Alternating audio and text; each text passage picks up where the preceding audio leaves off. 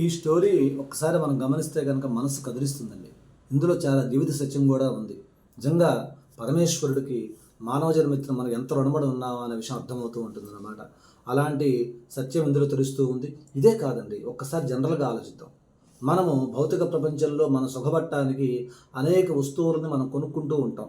మనకు కరెంట్ మామూలుగా ఎలక్ట్రానిక్ వస్తువులు ఉన్నాయనుకోండి, ఫోన్స్ కావచ్చు, కంప్యూటర్స్ కావచ్చు, లేకపోతే ఏమన్నా ఇంట్లో ఉండేటువంటి టీవీలు కావచ్చు, ఫ్రిడ్జ్లు కావచ్చు, ఏసీలు కావచ్చు, భోగాలు ఇచ్చే వస్తువులు చాలా ఉంటాయి. మనం వీటిని కొనుక్కుంటూ ఉంటాం. ఇవన్నీ కూడా కొంతకాలం వరకే పనిచేస్తాయి. ఎలక్ట్రానిక్ వస్తువులు ఉన్నాయనుకోండి, వాడు ఒక వారంటీ పీరియడ్ ఇస్తాడు. వారంటీ పీరియడ్ దాటిపోతే కనుక ఆ వస్తువు పనిచేయడం మానేస్తుంది. అలాగనే వాటి వాల్యూస్ చూద్దాం, వేలల్లో ఉంటాయి. అలాగనే ఈ ఫోన్ చూసుకున్నాం అనుకోండి, ఫోన్ మనం జనరల్గా వాడే ఫోన్లు 20-30 వేల రూపాయల ఫోన్లు వాడుకుంటూ ఉన్నామని చెప్పారంటే కనుక కొంతకాలానికి స్లో అయిపోతూ ఉన్నాయి. మనకు అసలు బ్రాండ్ ఫోన్ కావాలి అనుకున్న ప్రతి వాళ్ళు అనుకుంటూ ఉంటాం, భోగం అనుభవించాలనుకుంటాం కాబట్టి. ఏం బ్రాండ్ కావాలనుకుంటాం? ఎక్కువగా ఐఫోనో అదే యాపిల్ ఫోనో కావాలని కోరుకుంటూ ఉంటాం. మరి అలాంటి ఫోన్ కొనుక్కుంటే కనుక అదే నా జీవితకాలం పనిచేస్తుందా?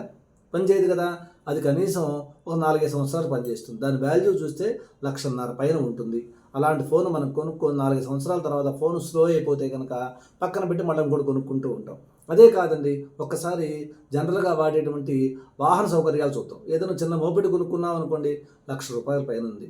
అదే కాస్త కాస్ట్లీ మోపెడ్ కొనుక్కుందాం అనుకున్నాం, బుల్లెట్ లాంటిది కొన్నాం అనుకున్నాం అనుకోండి, కనీసం 2,00,000 నుంచి 3,00,000 వరకు ఉంది.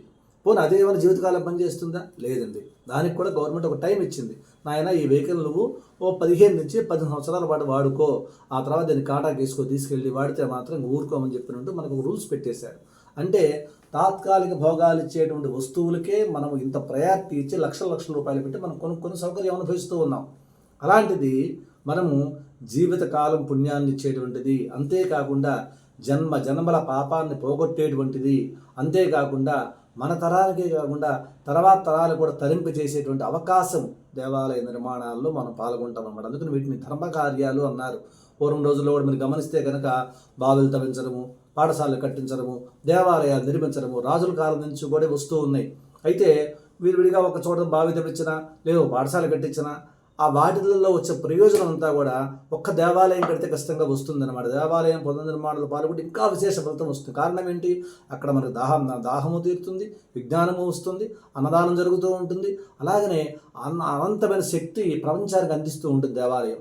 అలాంటి దేవాలయాల్లో కనుక పునర్నిర్మాణంలో మనం అడుగు పెట్టామని చెప్పినంటే కనుక జన్మలకు సరిపోయే పుణ్యాన్ని సంపాదించుకుంటాం. అలాంటి పుణ్యం వచ్చేటువంటి అవకాశాన్ని మనం ఉపయోగించుకున్నప్పుడు ఎంత ఇవ్వాలి అనేది మన మనసు మనం ఆలోచించుకోవాలి.